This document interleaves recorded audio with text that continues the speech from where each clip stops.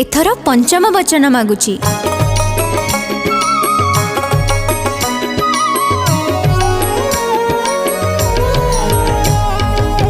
पंचम वचन मोर सुण कहूची, मनरे रखी था तुम्हें पकाई गंठी।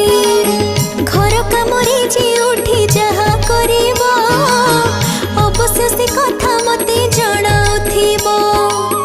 नेण देण खर्च आदि जहा करिबो, मोर परामर्श तुम्हें निश्चय नेबो।